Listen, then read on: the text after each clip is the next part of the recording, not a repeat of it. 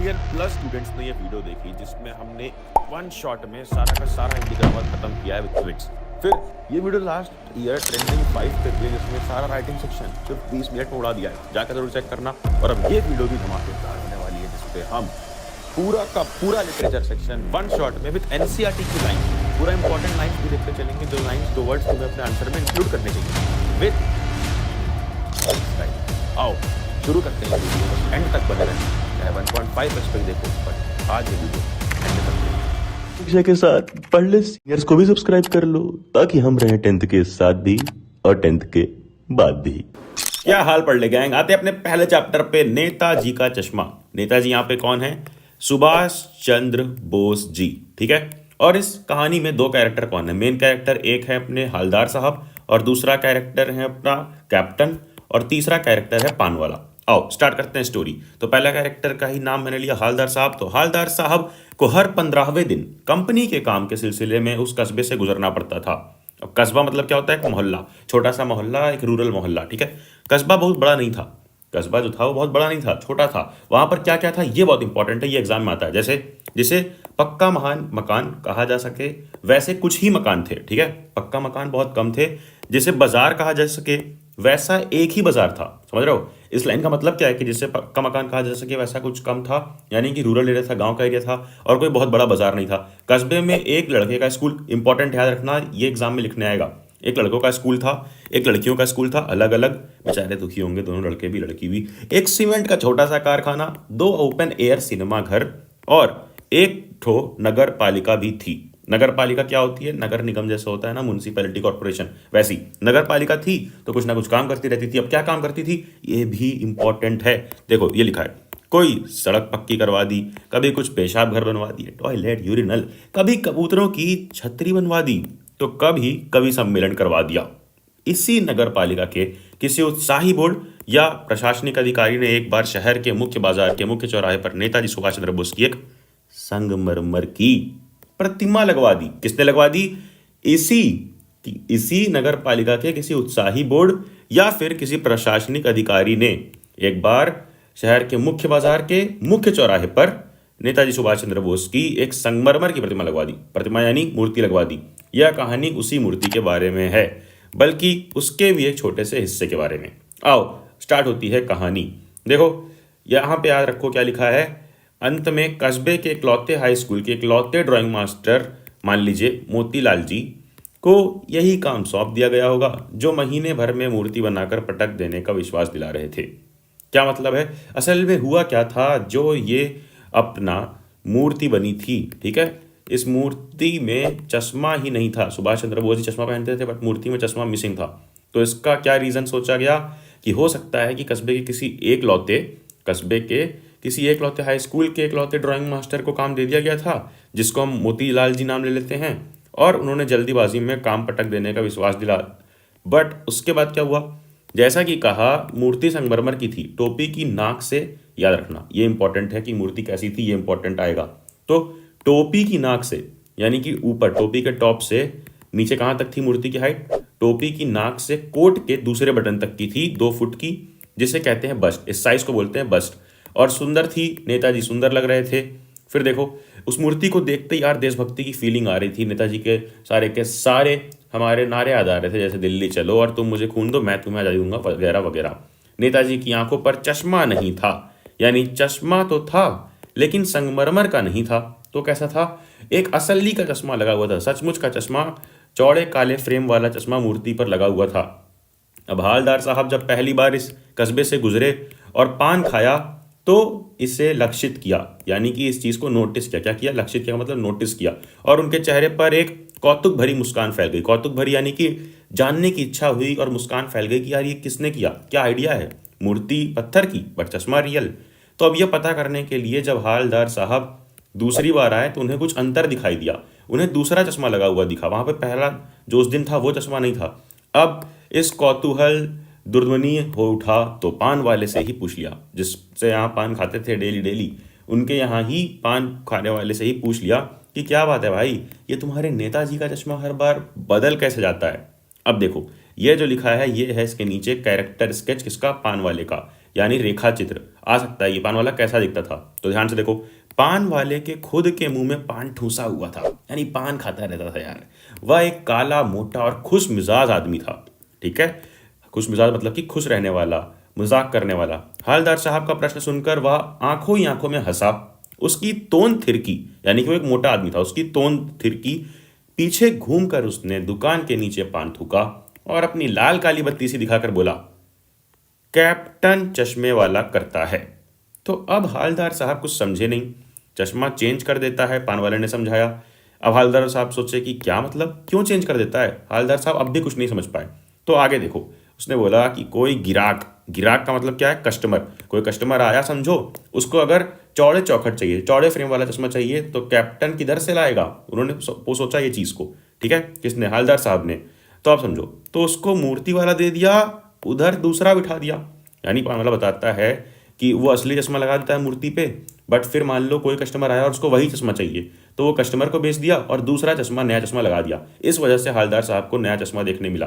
अब ये नीचे क्या है, इंपॉर्टेंट लाइन है ये सारा, देखो। अब हवलदार साहब को बात कुछ कुछ समझ में आई।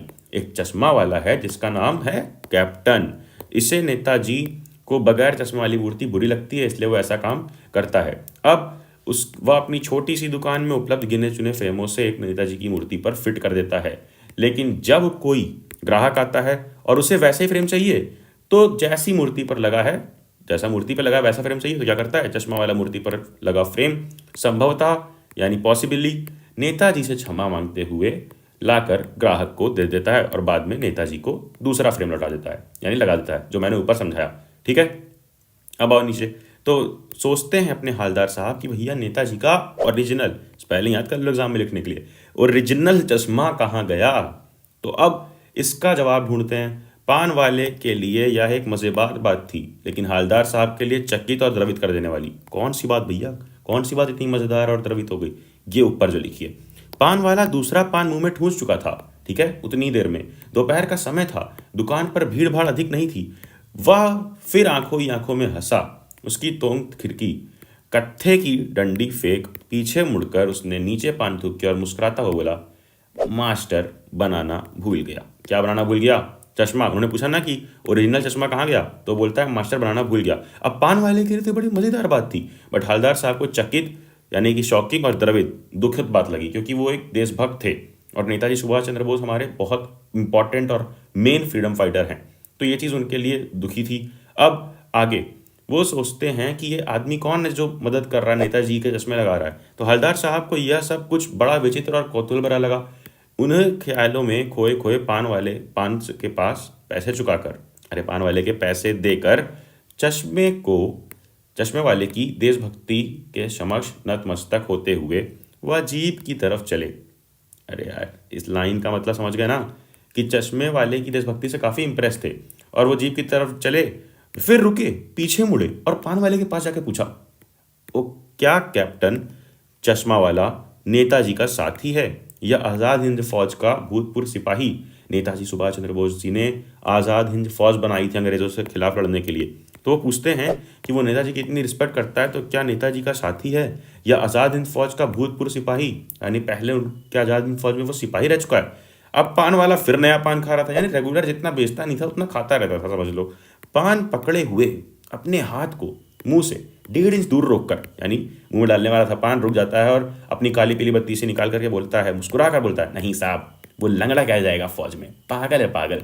वो देखो वो आ रहा है, आप उसी से बात कर लो, फोटो वोटो छपवा दो उसकी कहीं, इतना अच्छा काम कर रहा है। तो अब हवलदार साहब को पान वाले द्वारा एक देशभक्त का मजाक उड़ाया जाना अच्छा नहीं लगा। मुड़कर देखा तो अवाक रह गए, यानी सरप्राइज्ड रह गए, शॉक्ड रह गए। क्यों?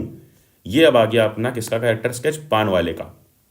एक बेहद बूढ़ा मरियल सा लंगड़ा आदमी, सिर पर गांधी टोपी, और गांधी टोपी का मतलब गांधी जी की जैसी टोपी, और आंखों पर काला चश्मा लगाए, एक हाथ में एक छोटी सी संदूकची यानी एक छोटा सा समझ लो बैग, ठीक है, जिसमें सामान रखा जा सके, संदूकची, और दूसरे हाथ में एक बांस पर टंगे बहुत से चश्मे लिए अभी अभी एक गली से निकला था और अब एक दुकान के सहारे अपना बांस टिका रहा था।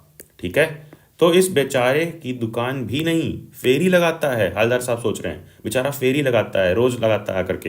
हवलदार साहब चक्कर में पड़ गए, पूछना चाहते थे इसे कैप्टन क्यों कहते हैं, भाई कैप्टन नाम क्यों है, या यही इसकी वास्तविक नाम है। लेकिन पान वाले ने साफ बता दिया था कि अब वह इस बारे में और बात करने को तैयार नहीं है। पान वाला बोर हो गया था ये सब सुनते सुनते। देर हो रही थी तो हवलदार साहब भी जीप में बैठकर निकल गए। 2 साल तक, देख रहे हो, 2 साल तक हवलदार साहब अपने काम के सिलसिले से उस कस्बे से गुजरते रहे, नेताजी की मूर्ति के चश्मे बदलते हुए देखते रहे। यही आदमी, यही कैप्टन जो है, चश्मे रोज बदल देता था हमारे नेताजी की मूर्ति पे। देखो ये मूर्ति का साइज इतना ही बड़ा है, ये बस्ट तक का साइज जो ऊपर मैंने समझाया था, ठीक है। देखो, कभी गोल चश्मा, कभी लाल, कभी काला, कभी धूप वाला चश्मा, कभी बड़े कांचों वाला चश्मा, गोगो चश्मा, ये वो, मतलब दुनिया भर की वैरायटी के चश्मे लगे रहते थे। फिर एक बार ऐसा क्या हुआ कि मूर्ति के चेहरे पर कोई भी कैसा भी चश्मा नहीं था। उस दिन पान की दुकान भी बंद थी, चौराहे की अधिकांश दुकानें बंद थी। अधिकांश मतलब होता है मैक्सिमम, मैक्सिमम दुकानें बंद थी। अगली बार भी मूर्ति की आंखों पर चश्मा नहीं था। एक बार और ऐसा हुआ। अब हवलदार साहब ने पान खाया और धीरे से पान वाले से पूछा, क्यों भाई, क्या बात है, आज तुम्हारे नेताजी की आंखों पर चश्मा नहीं है। पान वाला उदास हो गया। उसने पीछे मुड़कर मुंह का पान नीचे थूका और सिर झुकाकर अपनी धोती के सिर से आंखों पोंछते हुए बोला, साहब, कैप्टन मर गया। और कुछ नहीं पूछ पाए हवलदार साहब, कुछ पल चुपचाप खड़े रहे, बेचारे शौक में थे। फिर पान के पैसे चुकाकर जीप में आ बैठे और रवाना हो गए, यानी वहां से निकल गए। रवाना होने का मतलब वहां से चले गए। अब बार बार सोचते हुए उन्होंने सोचा कि देश की खातिर घर गृहस्थी, जवानी, जिंदगी, सब कुछ होम देने वालों पर भी हंसती है, अपने लिए बिकने के मौके ढूंढती है। उस पर सोच रहे थे कि पान वाला उस पर तो हंसता है। दुखी हो गए। 15 दिन बाद फिर उसी कस्बे से गुजरे। उनको तो कान से गुजरना होता है हर 15 दिन पे, तो 15 दिन बाद फिर गुजरे। अब गुजरे तो पहले ही ख्याल था कि यार नहीं देखेंगे मूर्ति की तरफ, क्योंकि जो बना रहा था उसने तो मूर्ति पे चश्मा लगाया नहीं, और कैप्टन मर गया है। सोचा आज वहां नहीं रुकेंगे, पान नहीं खाएंगे, मूर्ति की तरफ देखेंगे भी नहीं, सीधे निकल जाएंगे। ड्राइवर से कह दिया, चौराहे पे गाड़ी मत रोकना, आज बहुत काम है, पान कहीं आगे खा लेंगे।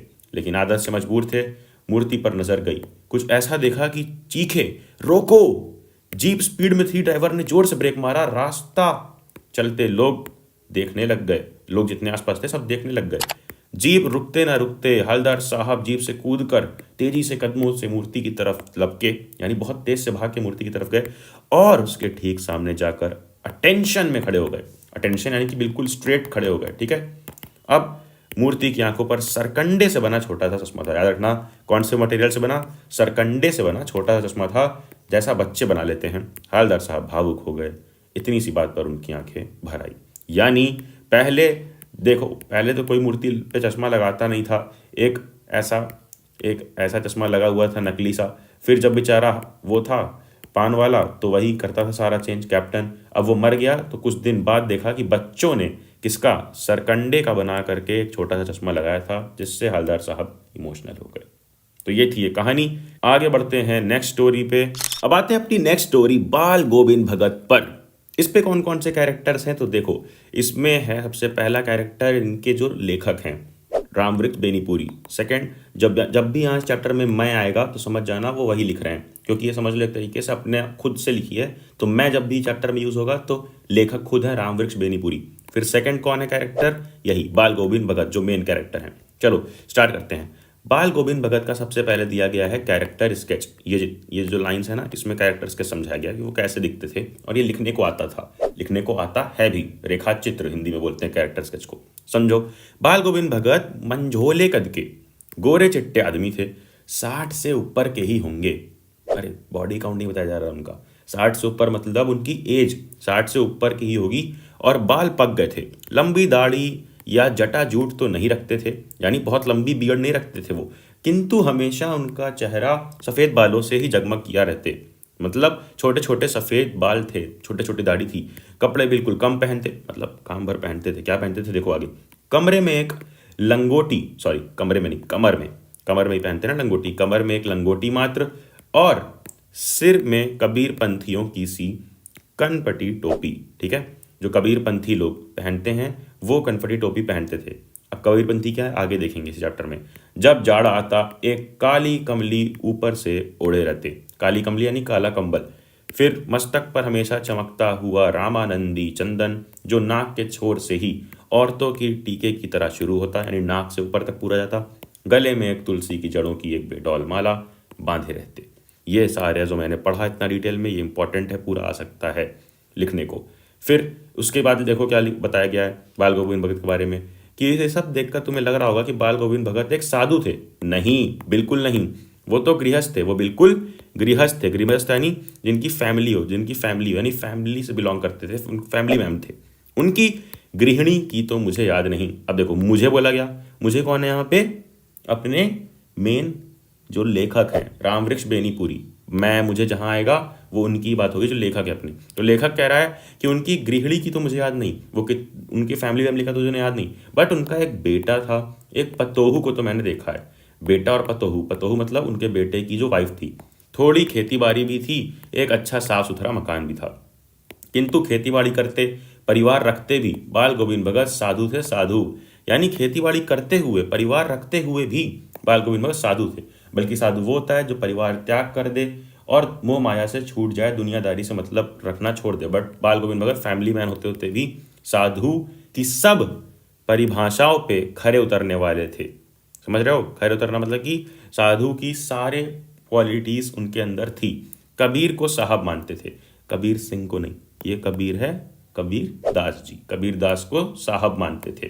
ठीक है, उन्हीं के गीतों को गाते, उन्हीं के आदेशों पर चलते, कभी झूठ नहीं बोलते, खरा व्यवहार रखते। मतलब बड़ी अच्छाई थी यार उनमें, ये सब लिखा हुआ है। किसी से भी दो गुट बहस नहीं करते थे, बहस करने में किसी से भी दो टूक बात करने में संकोच नहीं करते, यानी बात करते थे बट खामखा झगड़ा नहीं बोलते थे किसी से, किसी की चीज़ नहीं छूते, ना बिना पूछे व्यवहार में लाते, बिना पूछे किसी की चीज़ यूज़ नहीं करते थे। व्यवहार में लाने का मतलब यूज़ ना करना। इस नियम को कभी कभी इतनी बारीकी तक ले जाते कि लोगों को कुतूहल होता, कुतूहल यानी कि लोगों को यार एक इंटरेस्ट होता अजीब सा, कि कभी वह दूसरे के खेत में शौच के लिए भी नहीं बैठते। वह गृहस्थ थे लेकिन उनकी सब चीज़ साहब की थी। यह लाइन का क्या मतलब है? कि वह गृहस्थ थे, फैमिली वाले थे, बट उनकी सब चीज़ किसकी थी? साहब की। और साहब कौन है यहाँ पे? कबीरदास जी। क्यों ऐसे थी? क्यों थी? क्योंकि जो कुछ भी खेती में होता था ना, वो सिर पर लाद कर उसे साहब के दरबार में ले जाते। कबीरदास जी का जो मठ बना हुआ होगा वहाँ पर कबीरदास जी के वहाँ ले जाते थे। उनके घर में 4 कोस दूर पर था, ठीक है, वो दरबार, एक कबीरपंथी मठ। कबीरपंथी मठ यानी कबीरदास का जो भी मठ होता है कबीरदास का, वहाँ पर कबीरदास के मठ पे ले गए, ठीक है। वह दरबार में भेंट रूप रख दिया। अरे मतलब जो भी खेती में पैदा हुआ, उन्होंने जो भी फसल वसल बनाई, सब ले जाकर कबीरपंथी मठ में रख दिया, फिर भेंट के रूप में रख लिया, फिर थोड़ा सा अपने लिए प्रसाद के रूप में ले लिया और उसी से घर चलाते थे, गुजारा करते थे। अब मौसम पे आ जाते हैं। आषाढ़ मौसम की बात हुई, यानी जून जुलाई के मौसम पे। रिमझिम है, जून जुलाई में क्या होता है? बारिश वारिश का मौसम होता है। तो आषाढ़ की रिमझिम है, समूचा गांव खेतों में उतर पड़ा है, कहीं हल चल रहे हैं, कहीं रोपनी हो रही है। रोपनी यानी कि फसल वसल का काम हो रहा है। धान के पानी भरे खेतों में बच्चे उछल रहे हैं, बच्चे मजा करते हैं। औरतें कलेवा लेकर मेड़ पर बैठी हैं। मेड़ पर यानी खेत की आउटलाइन जो होती है मेड़, उस पर बैठी हैं। आसमान बादल से घिरा, धूप का नाम नहीं, ठंडी पुरवाई चल रही है। ये सब मौसम को डिस्क्राइब किया जा रहा है। बरसात का मौसम ऐसे ही होता है। ऐसे ही समय आपके कानों में एक स्वर तरंग झंकार सी उठी। क्या मतलब? कि इसी मौसम में एक स्वर तरंग झंकार सी कर उठी। स्वर तरंग मतलब कि गाना, गाने की आवाज आई, कुछ आवाज आई। ये क्या है? ये कौन है? किसका आवाज है ये? तो यह पूछना भी नहीं पड़ेगा, ऑब्वियसली है अपने मेन कैरेक्टर बाल गोविंद भगत। समूचा शरीर कीचड़ में लिथड़े अपने खेत में रोपनी कर रहे हैं। उनकी उंगली एक एक धान के पौधे को पंक्तिबद्ध खेत में बिठा रही है। पंक्तिबद्ध मतलब कि एक सीरीज में खेत में वो पौधे लगा रहे हैं। उनका कंठ एक एक शब्द को संगीत के जीने पर चढ़ाकर कुछ को ऊपर स्वर्ग की ओर भेज रहा है और कुछ को इस पृथ्वी की मिट्टी पर खड़े लोगों के कानों की ओर। वाह, क्या खूबसूरत लाइन लिखी गई है। और ऐसी लाइन अपने एग्जाम में लिखोगे तो मतलब मजा आ जाएगा एग्जामिनर को, कि उनका कंठ यानी कि वो जो गाना गा रहे हैं तो कुछ शब्द ऊपर जा रहे हैं स्वर्ग में और कुछ शब्द नीचे पृथ्वी पर जो लोग हैं मिट्टी पर खड़े हैं उनके कानों में जा रहे हैं। बच्चे खेलते हुए झूम उठते हैं, मेड़ पर खड़ी औरतों के होठ कांप उठते हैं, वे गुनगुनाने लगती हैं। मतलब सब लोग इंप्रेस हैं भाई साहब, अपने मेन कैरेक्टर हालदार साहब हो गए ना कंफ्यूज। हिंदी में स्टोरीज में मेन कैरेक्टर याद रखा करो, हलदर साहब नहीं। इधर अपना मेन कैरेक्टर कौन, बाल गोविंद भगत जी। हलवाहों के पैर ताल से उठने लगते हैं, ताल से उठने लगते हैं यानी एक रिदम में उठने लगते हैं। रोपनी करने वालों की उंगलियां एक अजीब क्रम में चलने लगती हैं। बाल गोविंद भगत का यह संगीत है या जादू, मतलब बहुत मैजिकल सिंगिंग है यार। अब अगला मौसम वो तो हो गया अपनी बारिश का मौसम, अब आ गया है अगस्त सितंबर, भादों का महीना, ऑटम सीजन। वह अंधेरी अधरतिया यानी अंधेरी रात थी। अधरतिया का मतलब क्या होता है, आधी रात।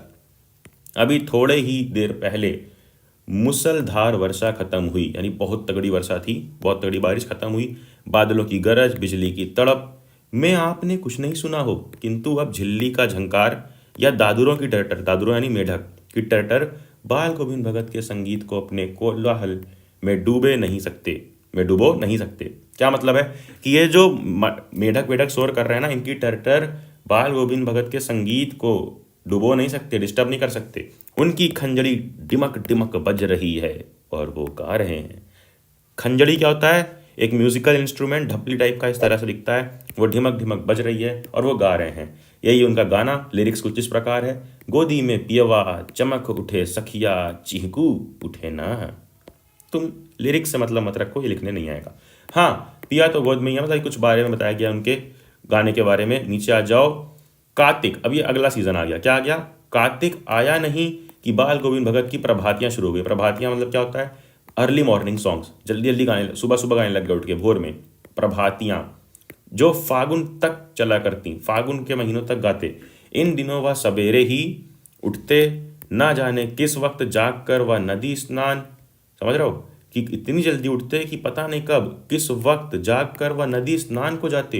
गांव से 2 मील दूर तक जाते, वहां से नहा धोकर लौटते। गांव के बाहरी पोखरे के ऊंचे भिंडे पर अपनी खंजड़ी लेकर जाते, बैठते और अपने गाने टेरने लगते, यानी गाना गाने लग जाते। मतलब मॉर्निंग रूटीन बहुत तगड़ा था भाई साहब का। अब मैं यहाँ पे लिखा है, और मैं का मतलब क्या रहेगा हमेशा, लेखक, याद रखना, बाल गोविंद भगत से कंफ्यूज मत करना। अब लेखक क्या रहे हैं कि मैं शुरू से ही देर तक सोने वाला हूँ, वो दुरुस्त देर तक सोते वाले व्यक्ति थे, किंतु एक दिन माघ की उस दांत कटकटाने वाली भोर में भी उनका संगीत मुझे पोखरे पर ले गया था। यानी उनके संगीत की वजह से वो जल्दी उठे और पोखरे तक गए। पोखरे यानी कि नदी का किनारा, नदी पे जो छोटा सा पानी का एरिया होता है जहाँ पर लोग नहाने जाते हैं। अभी आसमान के तारों की दीपक बुझी नहीं थी, यानी आसमान में तारे थे, रात का समय था। हाँ, पूरब में लोही लग गई थी, जिसकी लालिमा को शुक्र तारा और बढ़ा रहा था। ये जितना भी लाइन है इतनी इंपॉर्टेंट नहीं है, ना ही इतने डिफिकल्ट वर्ड लिखने होंगे, तो इसको भूल जाओ, आगे आ जाओ। उस रहस्यमय वातावरण में एक कुश की चटाई पर पूरब महू काली कमली ओढ़े बाल गोविंद भगत अपनी खिंजड़ी लिए बैठे थे। उनके मुंह में शब्दों का तांता लगा था, उनकी अंगुलियां खिंजड़ी पर लगातार चल रही थी। मतलब कि उतने रहस्यमय वातावरण में, अजीब से मौसम में, एक कुश की चटाई पर बैठे थे, पूरब तरफ मुंह करके, पूरब मीन्स पूर्व, ईस्ट की तरफ मुंह करके, काली कमली यानी काला कंबल ओढ़े थे और अपना गाना गा रहे थे और उंगलियां क्या कर रही थी, खिंजड़ी बजा रही थी। ठीक है, अब गर्मियां आ जाती हैं। गर्मियों में उनकी संझा, ये देखो मौसम वाइज जो दिया गया है, लिखने को अगर आ सकता है कि मौसम का और उनके गाने का क्या क्या रिलेशन है, तो एक एक लाइन सारे मौसम का लिख देना, जैसे हमने ऊपर देखा आषाढ़ का, फिर उसके बाद सारे मौसम का। तो अब आ जाती है गर्मी का भी जान लो एक आध लाइन इंपॉर्टेंट लिखने के लिए। तो गर्मियों में उनकी संझा कितनी उमस भरी शाम को ना शीतल करती। अरे अपने घर के आंगन में आसन जमा बैठते, यानी अपने घर के आंगन में ही बैठाकर फ्लोर पे ही बैठते आसन लगा के। गांव के उनके कुछ प्रेमी भी जुड़ जाते, गांव के उनके चाहने वाले आके बैठ जाते, सब लोग ज्वाइन करते और सब नाचते गाते खुश रहते। ठीक है, सारा आंगन नृत्य और संगीत से ओतप्रोत है, यानी मस्त है। अब बाल गोविंद भगत की संगीत साधना का चरम उत्कर्ष उस दिन देखा गया। चरम उत्कर्ष, व्हाट अ वर्ड। इसका मतलब होता है कि बिल्कुल पीक एंजॉयमेंट कब मिला उनको, जिस दिन उनका बेटा मर गया। ये क्या बात हुई यार, जिस दिन उनका बेटा मर गया, वो भी इकलौता बेटा था, वो कुछ सुस्त और बोदा सा था, यानी कुछ सुस्त था और बोदा मतलब कि दिमाग से थोड़ा सा कमजोर था, उतना मेंटली डिसेबल्ड कह सकते हो, स्पेशली एबल्ड कह सकते हो, मेंटली प्रॉपर नहीं था। ठीक है, किंतु इसी कारण से बाल गोविंद भगत उसे और भी मानते थे और प्यार करते थे। उनकी समझ में ऐसे आदमियों पर ही ज़्यादा नज़र रखनी चाहिए और प्यार करना चाहिए, क्योंकि वो स्पेशल निगरानी और मोहब्बत के ज़्यादा हकदार होते हैं, क्योंकि ये निगरानी और मोहब्बत के ज़्यादा हकदार होते हैं। बड़ी साध में अब देखो उसका पास्ट बताया जा रहा है कि जब वो जिंदा था तो क्या क्या किया उनके साथ, मतलब जब बेटा जिंदा था तो उसके साथ क्या किया हमारे मेन कैरेक्टर बाल गोविंद भगत जी ने। तो बड़ी साध से, बड़े सीधे तरीके से, अच्छे तरीके से उसकी शादी कराई थी। पतोहू बड़ी ही सुभग और सुशील मिली थी, अच्छी गर्लफ्रेंड, सॉरी अच्छी वाइफ मिल गई थी, अच्छी पतोहू मिल गई थी। घर की पूरी प्रबंधिका, प्रबंधिका मतलब मैनेजर, घर की मैनेजर बनकर भगत को बहुत कुछ दुनियादारी से निवृत्त कर दिया था, और निवृत्त कर दिया था उसने। उनका बेटा बीमार है, ठीक है, ये देखो उनका बेटा बीमार है, इसकी खबर रखने को लोगों को कहाँ फुर्सत, लोगों को कहाँ इतनी चिंता है। लेकिन मौत तो अपनी ओर सबका ध्यान आकर्षित कर लेती है, खींच लेती है। यानी मौत हो गई तो अब सबको आना पड़ा। हमने सुना, हमने मतलब कौन, लेखक ने और बाकी लोगों ने, सबने सुना बाल गोविंद भगत का बेटा मर गया, सबको उनके घर जाना पड़ा। तो देखा क्या, अब देखो क्या देखा, ये इंपॉर्टेंट है कि जब घर गए सब लोग तो क्या देखा उस दिन, बेटे को आंगन में एक चटाई पर लिटाकर एक सफेद कपड़े से ढक कर रखा था, as usual dead bodies in Indian family. वह कुछ फूल तो हमेशा ही रोकते रहते, उन फूलों में से तोड़कर उस पर बिखरा दिए, फूल डाल दिए थे, और तुलसी दल यानी तुलसी माला की वो जो एक्सट्रैक्ट होते हैं, तुलसी दल भी डाल दिए, और सिरहाने एक चिराग जला दिया, एक दिया जला दिया, ठीक है। और उसके सामने जमीन पर ही आसन जमाए गीत गाए चले जा रहे हैं। देखो ये कितना मतलब वियर्ड बिहेवियर है कि उनका बेटा मर गया है, सब कुछ तो चलो ठीक है कर दिया, लिटा बेटा दिया, चद्दर ओढ़ दी, चिराग जला दिया, फूल उल डाल दिए, बट आसन जमाए उसी के सामने बैठ के गाना गा रहे हैं, वही पुराना स्वर, वही पुरानी तल्लीनता, यानी उसी स्वर उसी जोश से गा रहे हैं। घर में पतोहू रो रही है जिससे गांव की स्त्रियां चुप कराने की कोशिश कर रही हैं। किंतु बाल गोविंद भगत गाए जा रहे हैं, गाते गाते कभी पतोहू के नजदीक भी जाते और कहते, उसे रोने को मना करते, बल्कि बोलते कि उत्सव मनाने को कहते। देखो उसे रोने के बदले उत्सव मनाने को कहते। आत्मा परमात्मा के पास चली गई, विरहनी अपने प्रेम से जा मिली, भले इससे बढ़कर आनंद की कौन बात।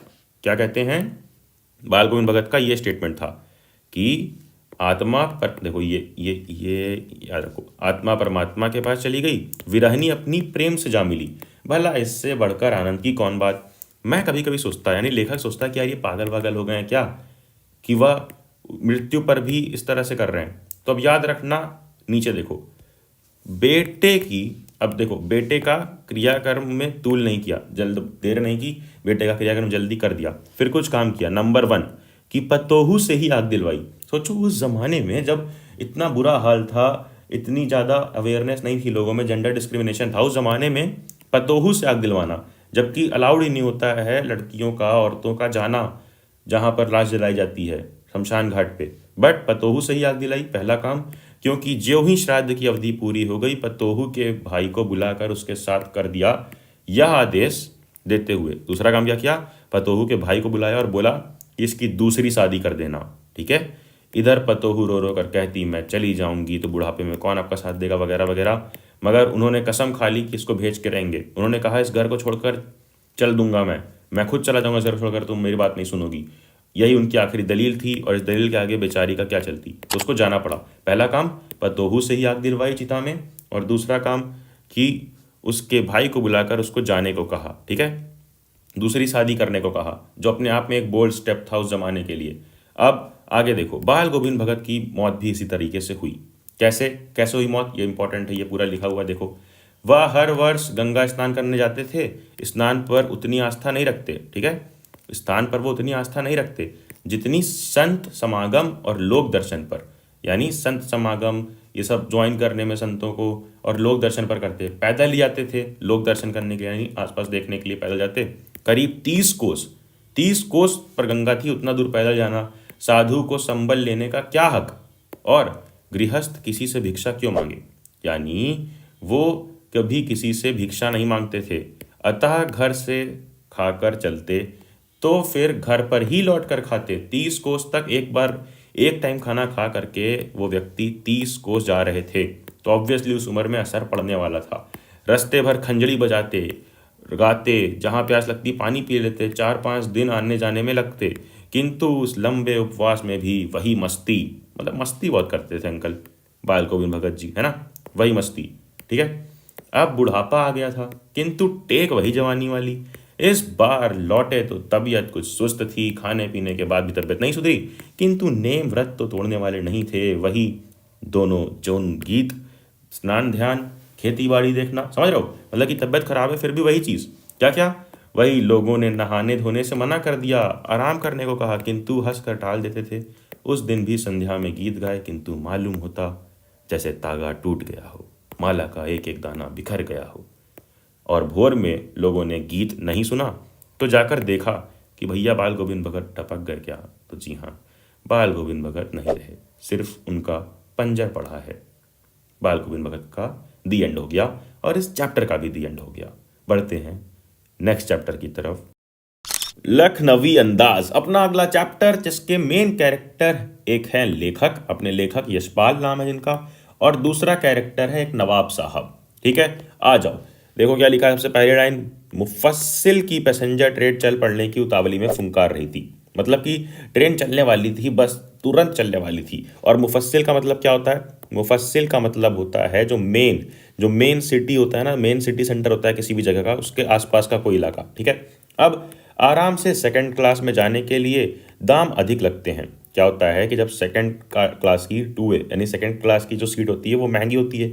दूर तो जाना नहीं था, भीड़ से बचकर एकांत में नई कहानी के संबंध में सोच सकने और खिड़की से प्राकृतिक दृश्य देखने के लिए टिकट सेकंड क्लास का ही ले लिया। सेकंड क्लास का क्यों लिया? ताकि शांति वांति रहे, खिड़की से प्राकृतिक दृश्य देखें और अपनी नई कहानी के बारे में लेखक जी सोच पाएं। गाड़ी छूट रही थी, सेकंड क्लास के एक छोटे डिब्बे को खाली समझकर जरा दौड़कर उसमें चढ़ गए अपने लेखक। और अनुमान के प्रतिकूल यानी कि उल्टा हो गया, विपरीत हो गया, जैसा सोचा था वैसा नहीं हुआ। डिब्बा निर्जन नहीं था, यानी खाली नहीं था। निर्जन, जन मतलब लोग, तो ऐसा नहीं था कि उसमें लोग नहीं है, इंस्टेड भरा हुआ था। एक बर्थ पर लखनऊ की नवाबी नस्ल के एक सफेद पोशी सज्जन बहुत सुविधा से पालथी मारे बैठे थे। क्या मतलब? सफेद पोशी सज्जन यानी वो नवाबी टाइप के थे, नवाबी नस्ल के, और सफेद पोशी सज्जन यानी अच्छा कपड़ा वपड़ा पहन करके बैठे थे पालथी मारे हुए। सामने 2 ताजे चिकने खीरे तौलिया पे रखे हुए थे। डिब्बे में हमारे सहसा कूद जाने से सज्जन की आंखों में एकांत चिंतन में विघ्न का संतोष दिखाई दिया। कि डिब्बे में वो अचानक आ गए थे ना, तो उन्हें थोड़ा सा अजीब लगा सामने वाले व्यक्ति को। किसको? जो नवाब साहब सामने बैठे हुए थे। अब आगे देखो, यह भी कहानी के लिए सूझ की चिंता में हो। सोचा हो सकता है कि ये भी कहानी के लिए सूझ की चिंता में भी कुछ सोच रहे हो।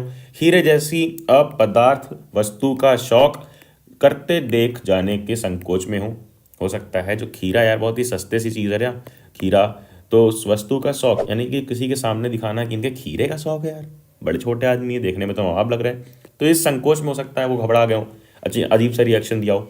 तो नवाब साहब ने संगति के लिए उत्साह नहीं दिखाया। संगति यानी कि नवाब साहब ने उनसे बातचीत करने के लिए, अपने लेखक से बातचीत करने के लिए, मिलने के लिए उत्साह नहीं दिखाया। तो वो भी लेखक भी जाकर एक किनारे बैठ गए। अब आगे नवाब साहब की असुविधा और संकोच के कारण का अनुमान करने लगे, सोचने लग गए कि क्यों वो नवाब साहब ने ऐसा रिएक्शन दिया। अब अपना सोच निकालते हैं कि हो सकता है, संभव है नवाब साहब ने बिल्कुल अकेले यात्रा करने की सोची हो, बट अनुमान में किफ़ायत के विचार से सेकंड क्लास का टिकट खरीद लिया हो। बट अब गंवारा नहीं जा रहा है कि कोई एक आदमी और आ गया कि एक सफ़ेद पोश उन्हें मंजिले दर्जे में सफ़र करता देखे।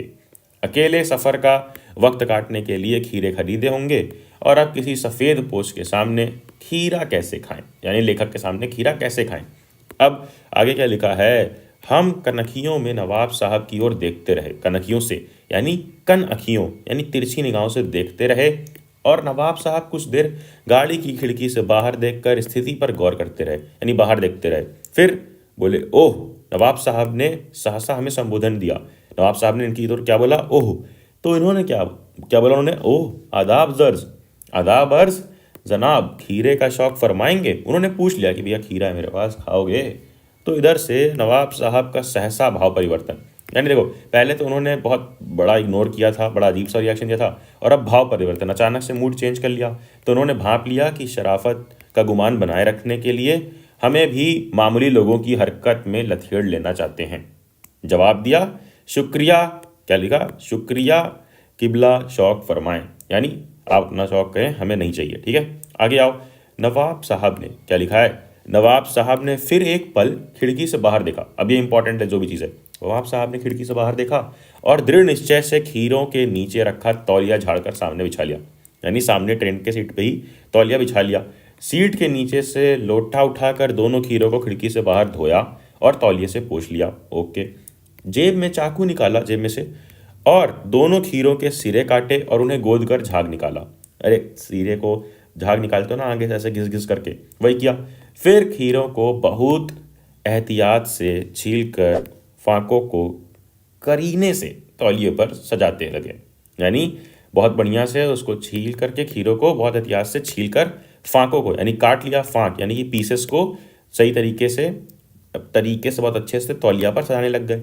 अब आगे क्या हुआ कि लखनऊ स्टेशन पे क्या होता है कि जब भी ये लोग देते हैं ना सामान, तो उसके साथ हरी लाल मिर्च की पुड़िया वगैरह भी दे देते हैं, नमक वमक दे देते हैं। तो वही किया नवाब साहब ने, जो पुड़िया मिली थी उससे नवाब साहब ने बहुत करीने से खीरे की फांकों पर जीरा मिला नमक और लाल मिर्च की सुर्खी बुरक दी। यानी जीरा मिला नमक लगाया और लाल मिर्च छिड़क दिया, बुरक दिया मतलब लगा दिया।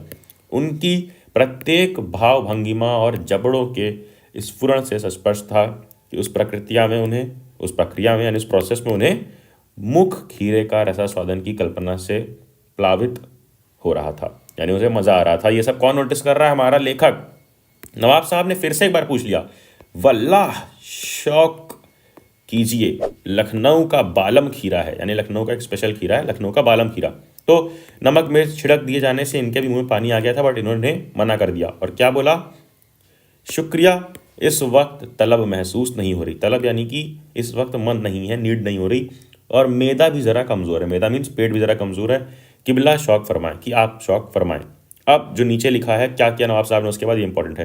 नवाब साहब ने सतृष्ण आंखों से नमक मिर्च के संयोग से चमकती खीरे की फांकों की ओर देखा। जो उन्होंने फांक, ये देखो ये पीसेस बनाए थे ना, उसकी ओर ध्यान से नवाब साहब ने ये देखो देखा, ध्यान से देखा उन पीसेस की तरफ। खिड़की के बाहर देखकर दीर्घ निश्वास लिया, यानी सांस छोड़ी, दीर्घ मतलब लंबी लंबी सांस छोड़ी खिड़की के बाहर देखकर। खीरे की एक फांक उठाकर होठों तक ले गए, एक फांक यानी एक पीस उठाकर होठों तक लाए, फांक को सूंघा, स्वाद के आनंद में पलकें मूंदी, यानी आंखें बंद कर ली, मुंह में भर आए पानी को घूट ले उतारा, मुंह पाना रहता है ना, बस वही निकला, उतारा। तब नवाब साहब ने फांक को खिड़की से बाहर छोड़ दिया, यानी इतना कुछ किया, सूंघ वूंघ लिया, घोट भी ले लिया, यानी कि थूक वो भी ले लिया। अब उसके बाद बाहर फेंक दिया। नवाब साहब खीरे की फांकों को नाक के पास ले जाकर वासना से रसास्वादन कर खिड़की के बाहर फेंकते गए, यानी यही सेम प्रोसेस किया और रसास्वादन कर यानी स्वाद लेकर इस प्रकार से खिड़की के बाहर फेंकते गए, सिर्फ सूंघ करके। ठीक है, तो अब मानो कह रहे हो कि ऐसे ही खानदानी रईसों का तरीका है, यानी खानदानी रईस ऐसे ही खाते हैं। ऐसा कौन सोच रहा है? हमारा लेखक। तो नवाब साहब खीरे की तैयारी और इस्तेमाल से थक कर लेट गए। बड़ा ये अजीब सी लाइन लिखी है व्यंग तरीके से कि नवाब साहब खीरे की तैयारी और इस्तेमाल से थक कर लेट गए, यानी कि इतना मस्त तैयार व्यार सजा वजा कर रखा, सूंघा बट खाया नहीं, और यही सब में थक गए। फिर हमें तस्लीम से सिर खम कर लेना पड़ा। यह है खानदानी तहजीब, नफासत और नज़ाकत। कि नवाब, अब हमारा जो लेखक था वो अपना सर हटा लेता है, अपना ध्यान हटा लेता है, नज़र हटा लेता है और सोचता है कि यही है भैया खानदानी तहजीब, नफासत और नज़ाकत।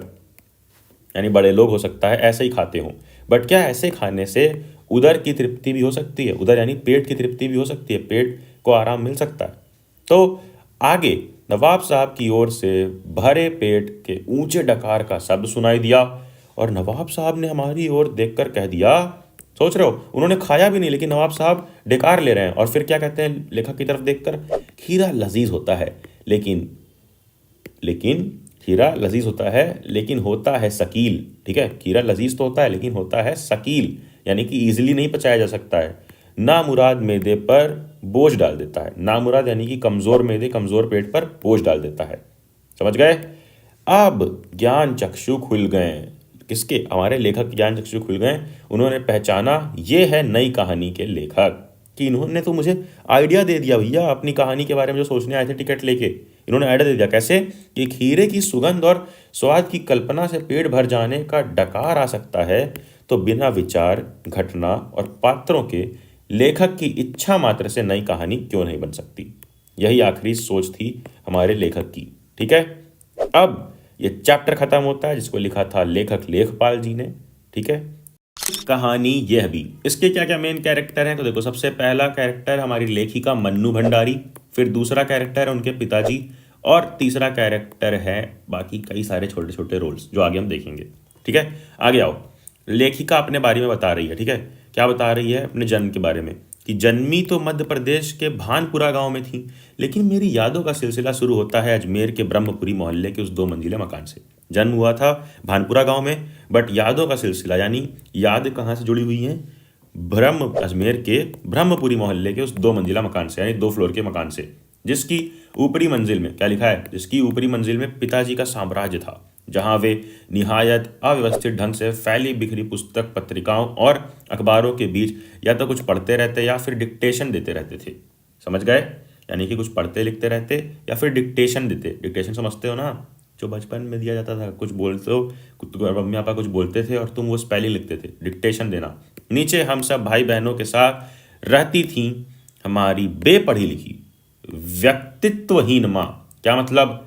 कि वो बेपढ़ी लिखी थी बेचारी और व्यक्तित्वहीन, उनकी खुद की कोई पर्सनालिटी नहीं थी। ठीक है, सवेरे से शाम तक बस हम सबकी इच्छाएं पूरी करना और पिताजी की आज्ञाओं का पालन करने के लिए सदैव तत्पर रहती थी। नीचे देखो क्या लिखा हुआ है। अजमेर से पहले पिताजी इंदौर में थे, जहां उनकी बड़ी प्रतिष्ठा थी, यानी प्रतिष्ठा यानी इज्जत थी, सम्मान था, नाम था। कांग्रेस के साथ साथ वे समाज सुधार के कामों में भी जुड़े हुए थे। कांग्रेस यानी Indian national Congress, Congress party के साथ वो जुड़े हुए थे और समाज सुधार यानी सोशल वेलफेयर का कई सारा काम करते थे। शिक्षा के वे केवल उपदेश ही नहीं देते थे, बल्कि उन दिनों 8-8, 10-10 विद्यार्थियों को अपने घर रखकर पढ़ाया करते थे, जिनमें से कई तो बार बार ऊंचे ऊंचे ओहदे पर पहुंचते। क्या लिखा है?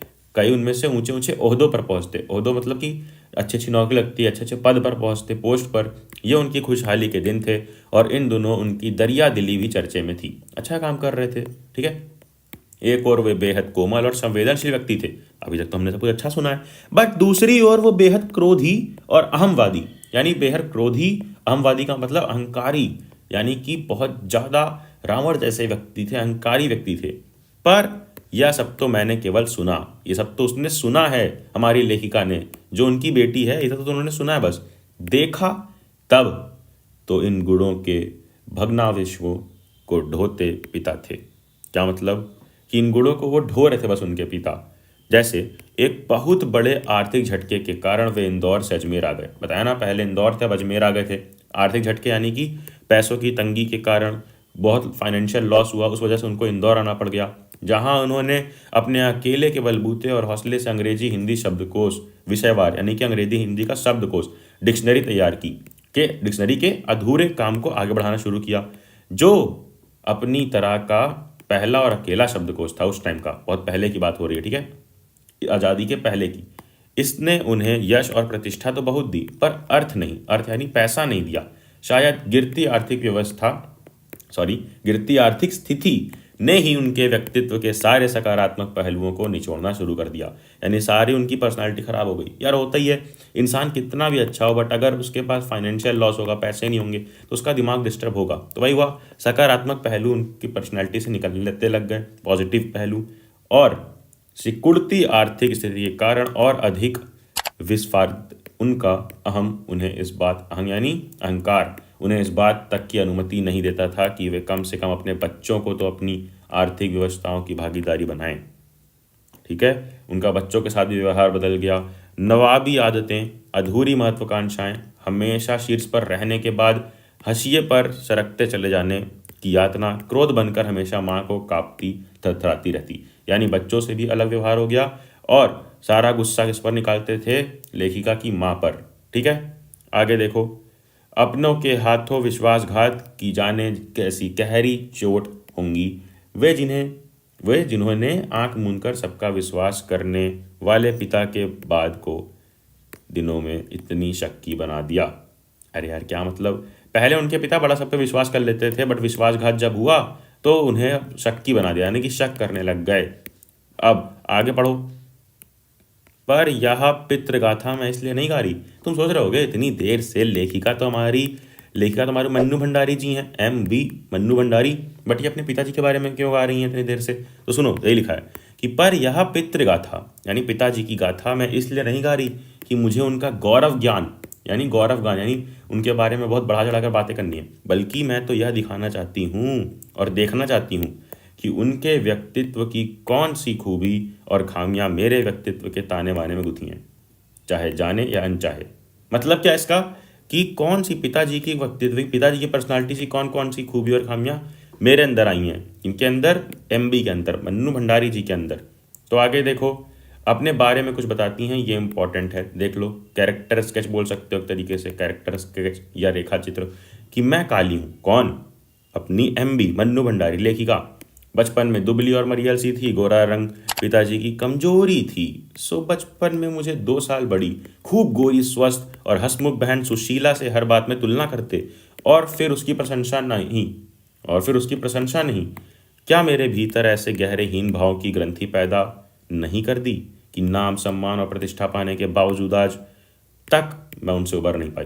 कहने का मतलब ये है कि बचपन में क्या हुआ कि ये तो एक थी, इनकी बहन थी, ये ज़्यादा ब्यूटीफुल थी, तो पिताजी सिर्फ इसकी तारीफ करते रहते थे, जिसके वजह से ये बेचारी दुखी रहने लग गई, और नाम, सम्मान, प्रतिष्ठा होने के बाद भी आज तक वो उस चीज़ से उबर नहीं पाई, उठ नहीं पाई, और अजीब सा हीन भावना उनके अंदर थी। ठीक है, एक अजीब सी फीलिंग थी। आज भी परिचय करवाते समय जब कोई कुछ विशेषता लगाकर मेरी लेखकीय उपलब्धियों का जिक्र करने लगता है, तो मैं संकोच से सिमट ही नहीं जाती, बल्कि गढ़ने गढ़ने को ही आती हूँ। समझ रहे हो? शायद अचेतन ने किसी, अचेतन यानी कि अनकॉन्शियस माइंड, कि हो सकता है कि उनके अनकॉन्शियस माइंड में कुछ ऐसा रह गया हो जिसकी वजह से आज भी उन्हें लगता है कि जो भी उन्होंने उपलब्धि यानी जो भी अचीव किया है वो भरोसा नहीं कर पाती, और लगता है कि तुक्का ही लगा है। पिताजी बहुत शक्की स्वभाव के हो गए थे, मैं कभी भन्ना बनना चाहती थी। आज एकाएक अपने खंडित विश्वासों की व्यथा के नीचे मुझे उनके शक्की स्वभाव की झलक ही देखने देती है।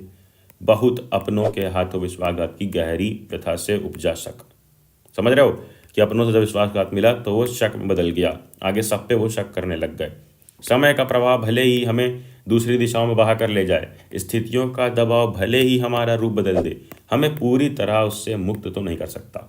मतलब कि जो भी हमारे साथ होता है उसका हमारा सीधा सीधा असर पड़ता है हमारे ऊपर। ठीक है, पिता के ठीक विपरीत थी उनकी बेपढ़ी लिखी माँ। अब माँ के बारे में जान लो। धरती से कुछ ज़्यादा ही धैर्य और सहन शक्ति थी शायद उनमें। किनमें? लेखिका की माँ में, एमबी की माँ में, हमारी मन्नू भंडारी जी की माँ में। पिताजी की हर जाति को अपना प्राप्य और बच्चों की हर उचित अनुचित फरमाइश और जिद को अपना फर्ज समझकर बड़े सहज भाव से स्वीकार करती थीं वो। उन्होंने ज़िंदगी भर अपने लिए कुछ मांगा नहीं, चाहा नहीं, केवल दिया ही। हम भाई बहनों का सारा लगाव शायद सहानुभूति से उपजा माँ के साथ था, लेकिन निहायत असहाय मजबूरी में लिपटा उनका यह त्याग कभी मेरा आदर्श नहीं बन सका। यानी वो थी तो बहुत अच्छी, बट वो कभी लेखिका की आइडल नहीं बन सकी, ना उनका त्याग, ना उनकी सहिष्णुता। खैर जो भी हो, अब यह पैतृक पुराण यहीं समाप्त कर अपने पर लौटती हूँ। पैतृक पुराण यानी पिताजी का जो अभी तो ने पुराण यानी कि गाया ना, पूरा सब कुछ तलम्ब बताया, उसको समाप्त करते हैं और अब लेखिका के ऊपर आते हैं। चलो, लेखिका अपने बारे में बताना शुरू करती हैं। लेखिका का नाम मन्नू भंडारी। ठीक है, 5 भाई बहनों में सबसे छोटी मैं। सबसे बड़ी बहन की शादी के समय मैं शायद 7 साल की थी, और उसकी एक धुंधली सी याद ही मेरे मन में है। लेकिन अपने से 2 साल बड़ी बहन सुशीला और मैंने घर के बड़े से आंगन में बचपन में सारे खेल खेले। वही यार, आगे लिखा है जितने भी बचपन के खेल होते, पकड़म पकड़ाई, गुड्डे गुड़ियाँ वगैरह वगैरह, दुनिया भर का खेल। हाँ, इतना ज़रूर था, देखो बताया था उस ज़माने पे लड़के बाहर जाते थे, लड़कियों को उतना अलाउ नहीं था, बट इतना था कि अगल बगल एक दूसरे के घर में, मोहल्ले में कहीं भी जा सकती थी। ठीक है, ये चीज़ था। और आज तो मुझे बड़ी शिद्दत के साथ महसूस होता है, आज वो कहती हैं कि आज के ज़माने में तो पड़ोस कल्चर है ही नहीं, यानी लोग एक दूसरे के पड़ोसी के पास जाते ही नहीं हैं। और ये चीज़ मेरी कम से कम 1 दर्जन आरंभिक कहानियाँ का पात्र इसी मोहल्ले के हैं, जहाँ मैं अपनी किशोरावस्था गुजार अपनी युवावस्था का आरंभ किया। यानी आजकल तो लोगों के पास पड़ोस कल्चर है ही नहीं, लेकिन लेखिका किशोरावस्था अपनी ख़त्म करके युवावस्था यानी एडल्टहुड में आई, बड़ी हो गई। कब? इसी मोहल्ले में। सारी कहानियाँ इसी मोहल्ले में गुजरी हैं। बड़ा हद अपने मोहल्ले में होता है, तो कई सारी कहानियाँ इनकी इसी मोहल्ले से रिलेटेड हैं। ठीक है, आगे आओ। उसी समय के दा साहब, उसी मोहल्ले के एक व्यक्ति का नाम बता रही हैं, दा साहब अपने व्यक्तित्व की अभिव्यक्ति के लिए अनुकूल परिस्थितियाँ पाते ही महाभोज में इतने वर्षों बाद कैसे एकाएक जीवित उठते, या मेरे अपने लिए भी आश्चर्य का विषय था, एक सुखद आश्चर्य था। मतलब कि एक व्यक्ति थे दास साहब जो महाभोज में आते ही आते थे। अब आगे देखो, उस समय तक हमारे परिवार में लड़की के विवाह के लिए क्या क्या योग्यता चाहिए थी, क्या क्या योग्यता चाहिए लड़की के विवाह के लिए उस समय पे, कि उम्र में 16 वर्ष से अधिक हो और शिक्षा में मैट्रिक। जैसे आज के समय पर अगर लड़की का विवाह करवाना है तो उन्हें रील्स बनाने आना चाहिए हो। बात तो सही है। उसी तरह पिछले ज़माने में अगर लड़की का विवाह करवाना है तो उम्र 16 वर्ष से ऊपर होनी चाहिए और शिक्षा में मैट्रिक यानी 10वीं पास, 10 तक पढ़ा होना चाहिए बस। सन 44 की बात है, 1944 में सुशीला ने योग्यता प्राप्त कर ली, यानी एमबी की मन्नू भंडारी हमारी लेखिका की बहन ने, सुशीला ने योग्यता प्राप्त कर ली, जो सुंदर वुंदर थी काफ़ी, जिससे अपनी कंपैरिजन करते थे उनके पिता, और शादी करके कोलकाता चली गई। दोनों बड़े भाई भी आगे पढ़ाई के लिए बाहर चले गए। इन लोगों की छत्र छाया के हटते ही पहली बार मुझे नए सिरे से अपने वजूद का एहसास हुआ। पर्सनालिटी में चेंज आएगा ऑफकोर्स, सारे बड़े भाई बहन बाहर निकल गए। ठीक है, आगे क्या हुआ देखो। रसोई में जाना पिताजी को नहीं पसंद था, चाहे लड़का लड़की उससे नहीं मैटर। रसोई को वो भटियार खाना कहते थे, भटियार खाना कहते थे। कौन? उनके पिताजी। और उनके हिसाब से वहाँ रहना अपनी क्षमता यानी कैपेबिलिटी और प्रतिभा यानी टैलेंट को भट्टी में झोंकना था। भट्टी यानी कि जो फायर होता है ना, उसमें जलाना था। तो घर में आए दिन विभिन्न राजनीतिक पार्टियों के जमावड़े होते थे, जमकर बहस होती थी। ऑफ कोर्स होगा, क्योंकि पिताजी क्या कांग्रेस से जुड़े हुए थे। बहस करना पिताजी का प्रिय शगल था, यानी शौक था। चाय पीने के बहाने वो वहाँ जाती थी और कुछ कुछ कहानी वहानी भी सुन लेती थी। सन 1942 में पता है ना कितना आंदोलन था, कि आंदोलन के बाद से तो सारा देश जैसे खौल रहा था, लेकिन विभिन्न राजनीतिक पार्टियां की नीतियां, उनके आपसी विरोध या मतभेदों की तो मुझे दूर दूर तक कोई समझ नहीं थी। अब वो थी तो यंग ही, उन्हें उतना डिटेल में ये सब नहीं मालूम था। बट हाँ, क्रांतिकारियों और देशभक्तों शहीदों की आकर्षण, उनकी कुर्बानियों में ज़रूर मन आक्रांत रहता था। ठीक है, आगे देखो। सन आता है 1945 में। जैसे ही 10वीं पास करके मैं फर्स्ट ईयर में आई, फर्स्ट ईयर यानी कॉलेज का फर्स्ट ईयर, हिंदी की प्राध्यापिका मिली शीला अग्रवाल। ये एक इंपॉर्टेंट कैरेक्टर है, क्या नाम है? शीला अग्रवाल से परिचय हुआ। अब सावित्री गर्ल्स हाई स्कूल, जहाँ मैंने ककहरा सीखा, गर्ल्स हाई स्कूल, ठीक है, जूनियर स्कूल होता है हाई स्कूल। अब 1 साल पहले ही कॉलेज बना था और वे इसी साल नियुक्त हुई थी। कौन नियुक्त हुई थी इसी साल?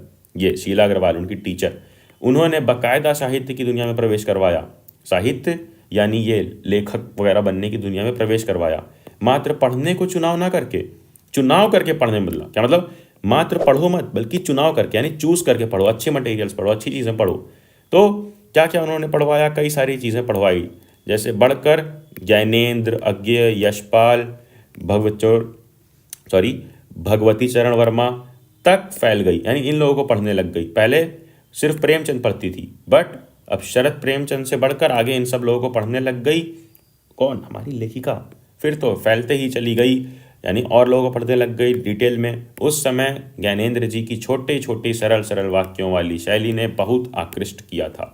ठीक है, किसने? ज्ञानेंद्र जी की जो छोटी छोटी सरल शैली वाली चीज़ें थीं, सरल शैली वाली लेखक थीं, मतलब लेख थे, वो उन्हें बहुत इम्प्रेस किए। अब सुनीता एक उपन्यास का नाम है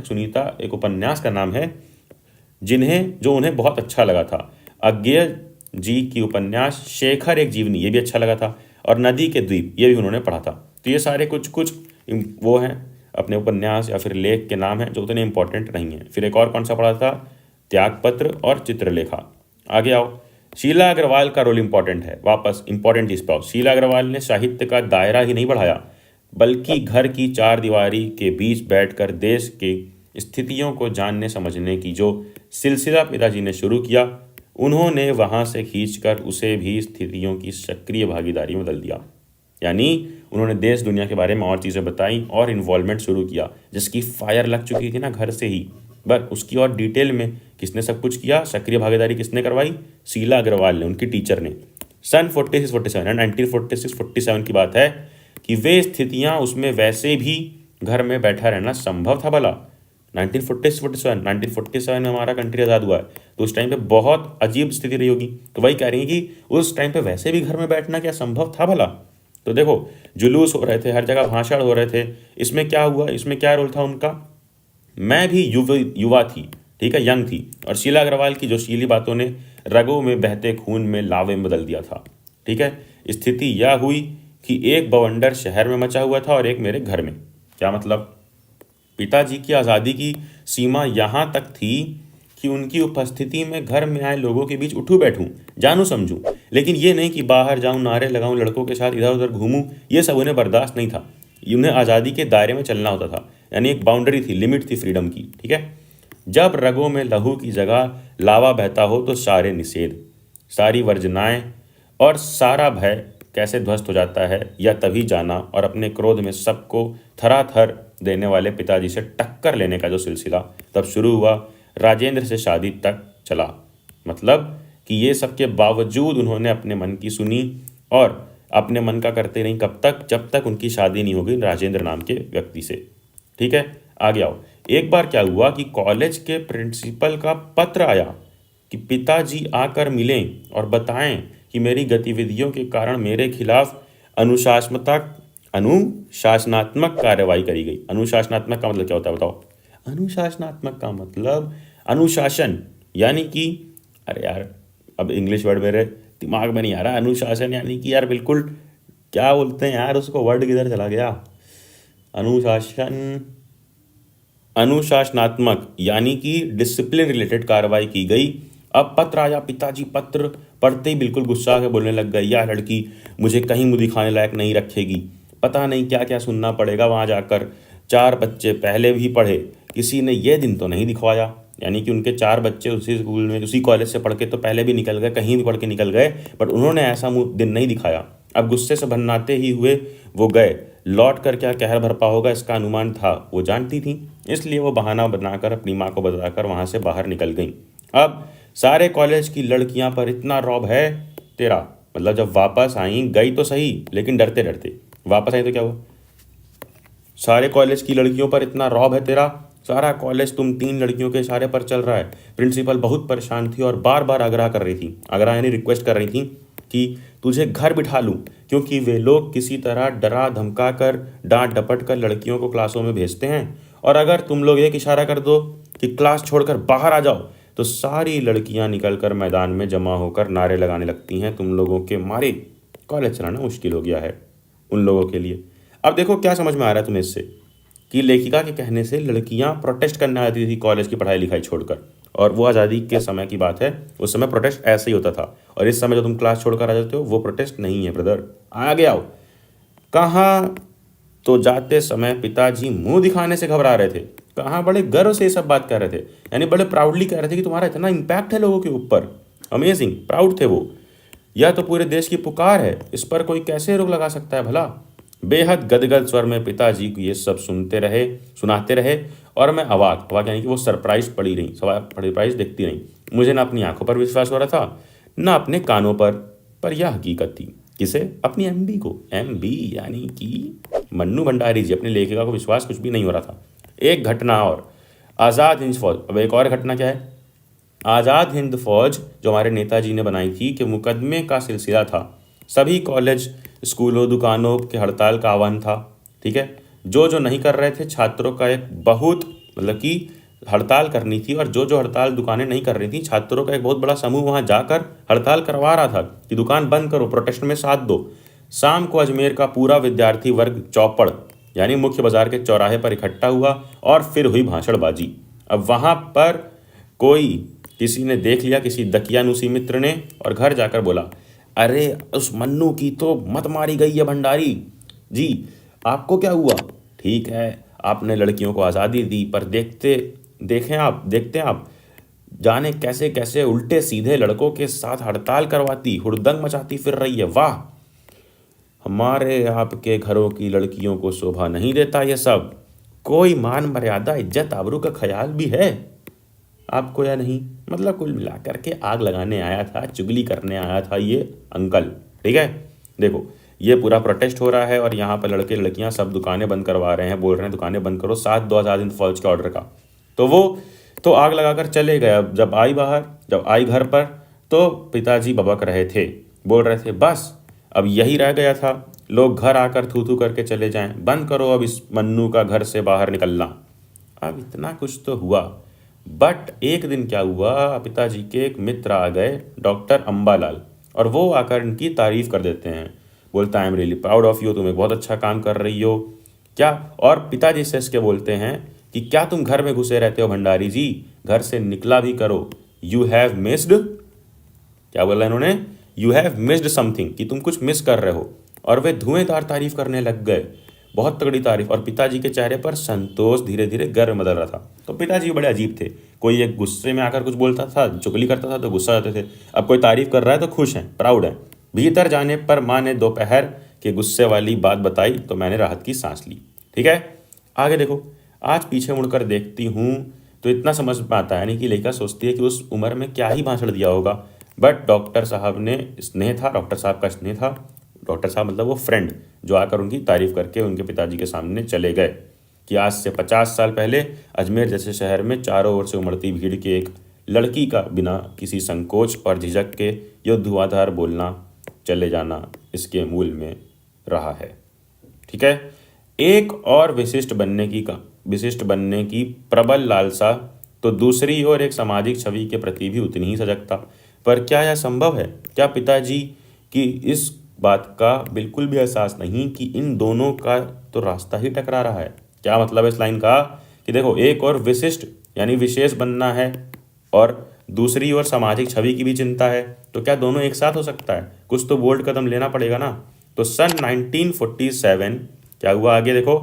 सन 1947 के मई महीने में शीला अग्रवाल को कॉलेज वालों ने नोटिस थमा दिया, लड़कियों को भड़काने और कॉलेज का अनुशासन बिगाड़ने के आरोप में। शीला अग्रवाल कौन? वो टीचर जिसने इंस्पायर किया था अपनी एमबी को, अपनी मन्नू भंडारी को। तो इस बात को लेकर हुड़दंग ना मचे, इसलिए जुलाई में ही 3rd ईयर की क्लासेस बंद करवा के हम 2-3 छात्राओं का प्रवेश निषिद्ध कर दिया। ठीक है, इनको अलाउ नहीं किया अंदर आने को, और 3rd ईयर का एग्ज़ाम जुलाई में ही करवा दिया कि प्रोटेस्ट वगैरह ना, इस बात से कि शीला अग्रवाल को निकाल दिया गया है। हुड़दंग तो बाहर रहकर भी इतना मचाया कि कॉलेज वालों को अगस्त में आखिर 3rd ईयर खोलना पड़ गया। जीत की खुशी पर सामने खड़ी बहुत बहुत बहुत बड़ी चिर प्रतीक्षित खुशी के सामने यह खुशी बिला गई, यानी छोटी हो गई, गुम हो गई। क्या खुशी थी? शताब्दी की सबसे बड़ी उपलब्धि 15 अगस्त 1947, इंडिया गॉट इंडिपेंडेंस, हमारा देश आज़ाद हुआ और ख़त्म हुआ ये चैप्टर। आगे बढ़ते हैं नेक्स्ट चैप्टर पे। नेक्स्ट चैप्टर, नौबत खाने में इबादत। क्या है इसका मतलब? सबसे पहले जान लो कि इसके लेखक हैं यतीन्द्र मिश्रा जी, और ये चैप्टर किसके बारे में? अपने मेन कैरेक्टर बिस्मिल्लाह खां सर के बारे में, जो एक भारत रत्न अवार्डी शहनाई वादक हैं, यानी शहनाई बजाते हैं, बिस्मिल्लाह खां जी। और नौबत खाने में इबादत का मतलब क्या है? नौबत खाना क्या होता है?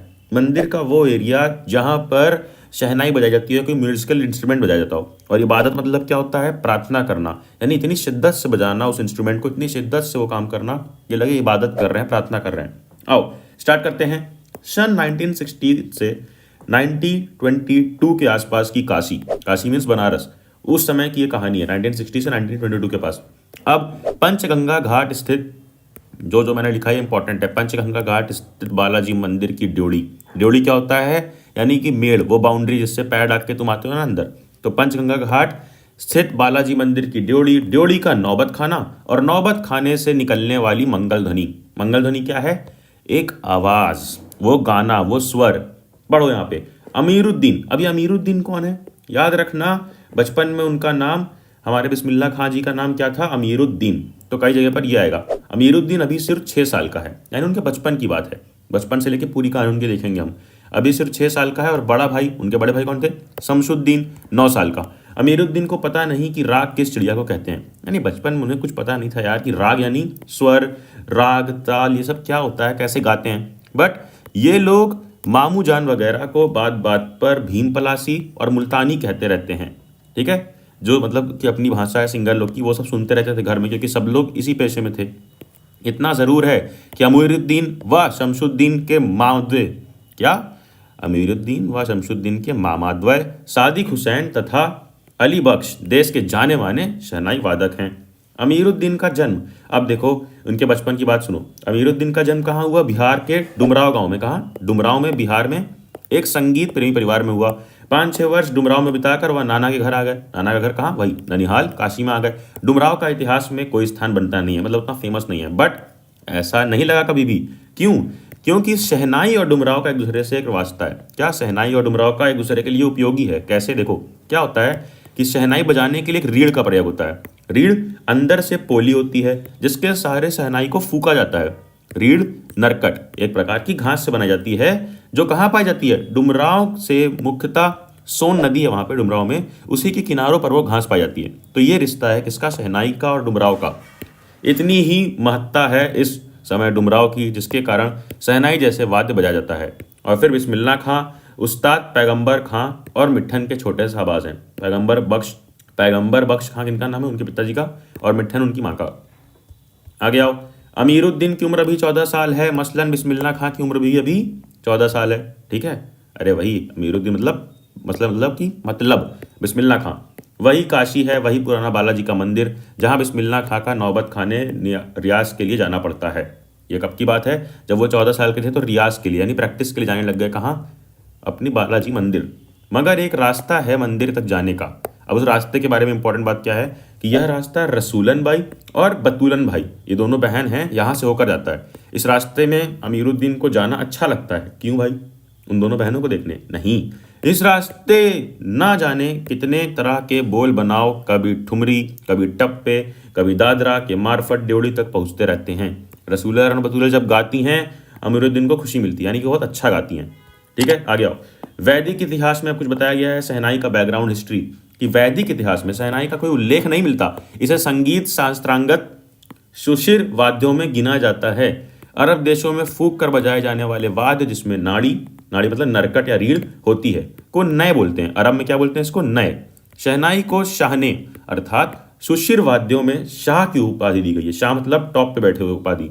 16वीं शताब्दी के उत्तरार्ध में तानसेन के द्वारा रची गई बंदिश जो संगीत राग कल्पद्रुम से प्राप्त होती है में शहनाई, मुरली, वंशी, श्रृंगी एवं मूर्छंग आदि का वर्णन किया गया। तो यह शहनाई की थोड़ी हिस्ट्री अगर आएगा लिखने को तो ये येलो पार्ट लिखना है।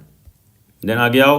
दक्षिण भारत साउथ इंडिया में वाद्य नाग स्वरम की तरह शहनाई प्रभाती की मंगल ध्वनि का संपूरक है। आगे देखो। 80 बरस की पांचों वक्त वाली, अब बात हो गई कि जब वो थोड़े से उम्रदराज हो गए अपने बिस्मिल्लाह खां, 80 बरस के जब हो गए तो पांचों वक्त वाली नमाज इसी सुर को पाने की प्रार्थना में खर्च हो जाती है। यानी पांचों वक्त जब भी वो प्रेयर करते हैं तो वो क्या मांगते हैं कि मेरा सुर अच्छा रहे। लाखों सजदे इसी एक सच्चे सुर की इबादत में खुदा के आगे झुकते हैं। वे नमाज के बाद सजदे में गिड़गिड़ाते हैं और बोलते हैं भगवान से, हे मेरे मालिक एक सुर बख्श दे। सुर में वह तासीर पैदा कर कि आंखों से सच्चे मोती की तरह अनगढ़ आंसू निकल आए। यानी इतना अच्छा मेरा सुर कर दे कि जब लोग सुने तो आंखों से सच्चे मोती की तरह आंसू निकल आए। उनको यकीन है कि कभी खुदा यूं ही उन पर मेहरबान होगा और अपनी झोली से सुर का फल निकालकर उनकी ओर उछालेगा और फिर कहेगा, ले जा अमरुद्दीन, इसको खा ले और कर ले अपनी मुराद पूरी। यानी उनको उम्मीद है कि भगवान एक बार उनकी बात सुनेंगे, जरूर सुनेंगे। अब आगे देखो। बिस्मिल्लाह खां और शहनाई के साथ जिस एक मुस्लिम पर्व का नाम जुड़ा हुआ है वह मुहर्रम है। यानी मुहर्रम वो सेलिब्रेट करते थे। कैसे? देखो, मुहर्रम का महीना वह होता है जिसमें सिया मुसलमान हजरत इमाम हुसैन एवं उनके कुछ वंशजों के प्रति आज़ादारी यानी शोक मनाते हैं। पूरे 10 दिनों का शोक मनाते हैं। वे बताते हैं कि उनके खानदान का कोई व्यक्ति मुहर्रम के दिनों में ना तो शहनाई बजाता है ना ही किसी संगीत के कार्यक्रम में शिरकत करता है यानी जाता है। 8वीं तारीख उनके लिए खास महत्व की है। इस दिन खां साहब खड़े होकर शहनाई बजाते हैं। वह दाल मंडी से फातमान के करीब 8 किलोमीटर की दूरी पैदल रोते हुए नौहा बजाते हुए जाते हैं। इस दिन कोई राग नहीं बजाता। राग रागनियों की अदायगी का निषेध है। यदि निषेध यानी अबैंडन, एब्सेंस, कि राग रागनी उस दिन अदागारी नहीं करते हैं। उस दिन राग कोई नहीं बजाता। उस दिन कोई सिंगिंग, कोई म्यूजिशियन काम नहीं करता मुहर्रम के दिन। तो मुहर्रम के गमजदा माहौल से अलग कभी कभी सुकून के क्षणों में वे अपने जवानी के दिन याद करते हैं। अब जवानी के दिन उनके इंपॉर्टेंट हैं क्योंकि यहाँ से बहुत क्वेश्चन आते हैं। क्या क्या उन्होंने याद किया? देखो, अपने अब्बा जान और उस्ताद को कम याद करते हैं बल्कि पक्का महाल की कुलसुम हलवाइन की कचौड़ी वाली दुकान व गीता वाली और सुलोचना को ज्यादा याद करते हैं। कौन है ये लोग? देखो, कुलसुम एक हलवाइन है और गीता बाली और सुलोचना कौन है? देखो, सुलोचना उनकी पसंदीदा हीरोइन रही थी। बड़ी रहस्यमयी मुस्कुराहट के साथ गालों पर चमक आ जाती है। खां साहब की अनुभवी आंखें और जल्द ही खिस में हंस देने की ईश्वरी कृपा आज भी बदस्तूर कायम है। इसी बाल सुलभ हंसी में कई यादें बसी हुई हैं। क्या है यादें? देखो, वे जब उनका जिक्र करते हैं तब फिर उसी नैसर्गिक आनंद में आंखें चमक उठती है, यानी बड़े खुश हो जाते हैं। अमीरुद्दीन तब सिर्फ 4 साल का रहा होगा। छुप कर नाना को शहनाई बजाते हुए सुनता था। रियाज के बाद अपनी जगह से उठकर चले जाएं, तब जाकर ढेरों छोटी बड़ी शहनाई से एक शहनाई ढूंढता था। यानी उनको इंटरेस्ट बचपन में आ गया था, जब घर में पूरी फैमिली शहनाई का काम कर रही थी तो वो भी इस सब में इंटरेस्टेड थे। अब इंपॉर्टेंट यहाँ पर ये है, देखो क्या इंपॉर्टेंट है, ये लिखा है, सिर हिलाकर दी जाती है, पत्थर पटक कर नहीं। क्या लिखा है कि मगर बच्चे को यह नहीं मालूम था कि दाद वह करके दी जाती है, सिर हिलाकर जाती है, पत्थर पटक कर नहीं। और बचपन के समय फिल्मों के बुखार में तो पूछना ही क्या, उस समय 3rd क्लास के 6 पैसे का टिकट मिलता था। यानी सिनेमा हॉल में 3rd क्लास का 6 पैसे का टिकट मिल जाता था। तो अमीरुद्दीन अब पैसे कैसे जमा करते थे, ये एग्जाम में कई बार आया है। देखो कैसे जमा करते थे, 2 पैसे मामू से, 2 पैसे मौसी से, 2 पैसे नानी से, फिर घंटों लाइन में लगकर टिकट हासिल करते।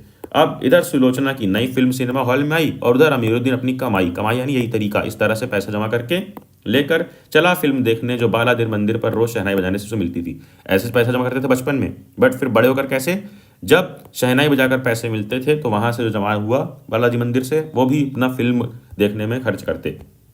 1 अठन्नी मेहनताना मिलता था, यानी महीने का 1 अठन्नी रुपये मिलता था, 1 अठन्नी सिर्फ मिलता था। उस पर यह शौक जबरदस्त की सुलोचना की कोई नई फिल्म ना छूटे। और कुलसुम की देसी घी वाली दुकान, कुलसुम कौन, कचौड़ी वाली, वहां की संगीतमय कचौड़ी। ये इसका क्या मतलब है संगीतमय कचौड़ी का, ये इंपॉर्टेंट है। संगीतमय कचौड़ी क्या है, देखो आगे लिखने को आएगा कि संगीतमय कचौड़ी या कुलसुम की कचौड़ी का वर्णन कीजिए। तो संगीतमय कचौड़ी इस तरह, क्योंकि कुलसुम जब कलकलाते घी में कचौड़ी डालती थी, उस समय छन्न से उठने वाली आवाज में उन्हें सारे आरो अवरो दिख जाते थे। राम जाने कितनों ने ऐसी कचौड़ी खाई होगी, मगर इतना तय है अपने खान साहब रियाजी और स्वादी दोनों रहे हैं, यानी रियाज भी पसंद है और स्वाद भी पसंद है, इस बात में कोई शक नहीं।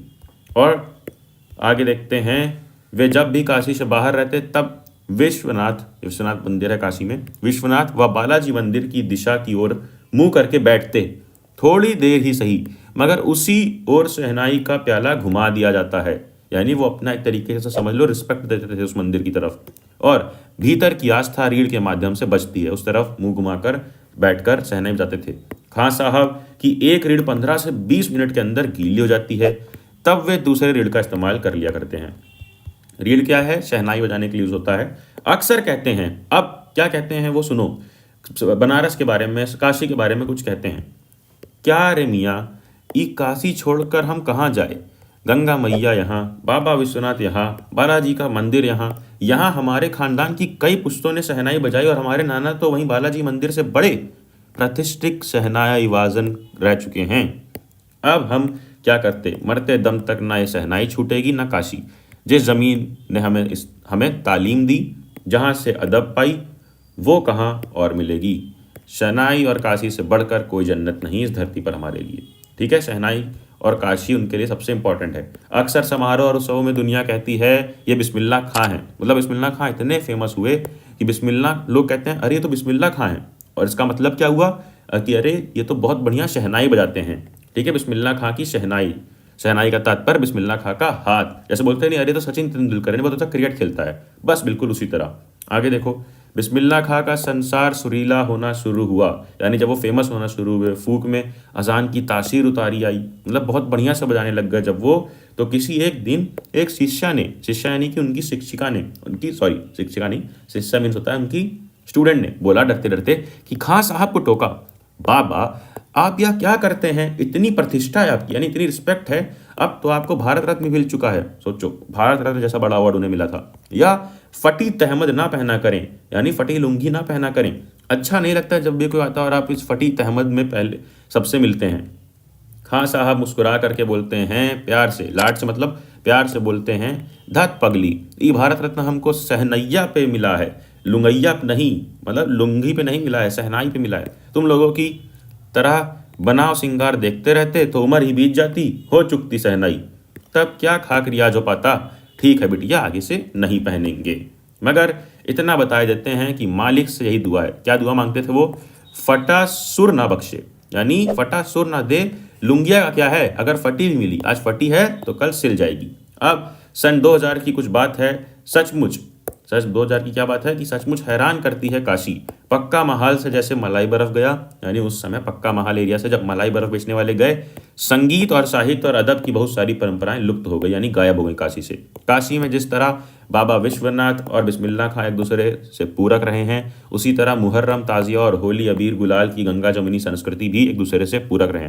गंगा जमुनी संस्कृति यानी हिंदू मुस्लिम मिलकर रहते थे। चलो, काशी में मरण भी मंगल माना गया है, काशी आनंद कानन है। सबसे बड़ी बात है कि काशी के पास उस्ताद बिस्मिल्लाह खां जैसा लय और सुर की तमीज सिखाने वाला नायाब हीरा है, जो हमेशा से दो कौमों के एक होने व आपस में भाईचारा के साथ प्रेरणा देते हैं। अब यहाँ देखो उनका देहांत कैसे हुआ। भारत रत्न से लेकर इस देश में ढेरों विश्वविद्यालयों की मानद उपाधियों से अलंकृत व संगीत नाटक अकादमी पुरस्कार एवं पद्म विभूषण जैसे सम्मानों से नहीं, बल्कि अपनी अजेय संगीत यात्रा के लिए बिस्मिल्लाह खां साहब भविष्य में हमेशा संगीत के लिए नायक बने रहेंगे। देखो, कई लोग को अवार्ड मिला है, पद्म विभूषण हो, भारत रत्न वगैरह बहुत बड़ा अवार्ड है, बट बिस्मिल्लाह खां अपनी संगीत यात्रा, उन्होंने कितना कंट्रीब्यूशन दिया संगीत को, इसके लिए हमेशा संगीत के नायक यानी हीरो बने रहेंगे। 90 वर्ष की भारी पूरी आयु में 21 अगस्त 2006 को संगीत रसिकों की हार्दिक सभा से विदा हुए खां साहब की सबसे बड़ी देन हमें यही है कि पूरे 80 बरस उन्होंने संगीत की संपूर्णता व एकाधिकार से सीखने की जिजीविषा को अपने भीतर जिंदा रखा, यानी इच्छा कि सीखने की इच्छा को जिंदा रखा उस उम्र में भी। और 90 वर्ष की उम्र में उनका देहांत हुआ 21 अगस्त 2006 को, और खत्म हुआ ये चैप्टर इज संस्कृति, जिसको लिखा है भनंद आनंद कौशल्यायन ने। भनंद आनंद कौशल्यायन, BAK से याद रख लो। चलो आगे आओ, एक एक लाइन से समझेंगे इस चैप्टर को भी। क्या लिखा है देखो, जो शब्द सबसे कम समझ में आते हैं और जिनका उपयोग सबसे ज्यादा होता है वो कौन से दो शब्द हैं? एक सभ्यता और एक संस्कृति। इन्हीं दोनों शब्दों को आज हम समझेंगे इस चैप्टर में। इन दो शब्दों के साथ जब अनेक विशेषण लग जाते हैं, विशेषण क्या होता है? जैसे कोई एक वर्ड है उसके पहले लग गया विशेषता बताने के लिए, जैसे सुंदर हाथी, तो हाथी के पहले अगर सुंदर लग गया तो वो सुंदर क्या है? विशेषण है, उसकी विशेषता बता रहा है। तो कई सारी विशेषण शब्द लग जाते हैं। उदाहरण के लिए जैसे भौतिक सभ्यता, आध्यात्मिक सभ्यता, तब दोनों शब्दों को जो थोड़ा बहुत अर्थ समझ में आता रहता है वह भी गलत सलत हो जाता है। क्या यह एक ही चीज है अथवा दो वस्तुएं? यदि दो हैं तो दोनों में क्या अंतर है? आओ देखते हैं, समझते हैं। कल्पना कीजिए उस समय की, यानी उस समय का इमेजिनेशन करो जब मानव समाज अग्नि देवता से साक्षात नहीं हुआ था, यानी जब अग्नि यानी आग का आविष्कार नहीं हुआ था।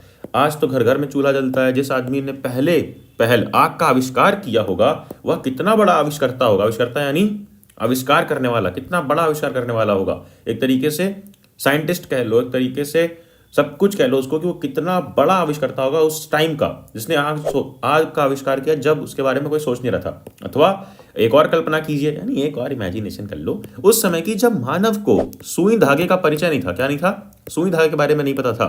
जिस मनुष्य के दिमाग में पहले ये बात आई होगी कि लोहे के टुकड़े को घिस कर उसके एक सिरे में छेद करके और छेद में धागा पिरो करके कपड़े के दो टुकड़े को एक साथ जोड़ा जा सकता है, वह भी कितना आविष्कर्ता रहा होगा। समझ रहे हो? यानी वो भी कितना बड़ा आविष्कर्ता रहा होगा। इन्हीं दो उदाहरणों पर विचार कीजिए। अब इन दो उदाहरणों पर सोचते हैं कि पहले उदाहरण में एक चीज है किसी व्यक्ति विशेष की आग का आविष्कार कर सकने की शक्ति, और दूसरी चीज है आग का आविष्कार। इसी प्रकार दूसरे सुई धागा के उदाहरण में एक चीज है सुई धागे का आविष्कार कर सकने की शक्ति, और दूसरी चीज है सुई धागे की आविष्कार, यानी कर सकने की शक्ति और उसका आविष्कार करना, ये दो चीजें हैं। तो जिस योग्यता, प्रवृत्ति अथवा प्रेरणा के बल पर, इंपॉर्टेंट है ये, इसको ध्यान से देखो, जिस योग्यता, प्रवृत्ति अथवा प्रेरणा के बल पर आग का व सुई धागे का आविष्कार हुआ उसे वह है व्यक्ति विशेष की संस्कृति। ठीक है? और उस संस्कृति द्वारा जो आविष्कार हुआ, यानी जो आविष्कार हुआ एक्चुअली में, वो चीज उसे अपने तथा दूसरों के लिए आविष्कृत की, उसका नाम है सभ्यता। समझे कि जिस इंस्पिरेशन से वो काम हुआ उसको क्या कहलाया? वो है उस विशेष की संस्कृति, और जो चीज का आविष्कार हुआ वो क्या है? सभ्यता। सभ्यता यानी कि सिविलाइजेशन। आगे आओ, जिस व्यक्ति में पहली चीज जितनी अधिक व जैसी परिष्कृत मात्रा में होगी वह व्यक्ति उतना ही अधिक व वैसा ही परिष्कृत आविष्कर्ता होगा। परिष्कृत यानी शुद्ध, कि जिसके अंदर जो चीज 100% प्योरिटी के साथ होगी वो उस चीज का आविष्कर्ता होगा। फिर आगे देखो कि वह व्यक्ति ही वास्तविक सांस्कृतिक व्यक्ति है और उसकी संतान जिसे अपने पूर्वज से वह वस्तु अनायास ही प्राप्त हो गई। क्या मतलब है? इसको फिर से देखो।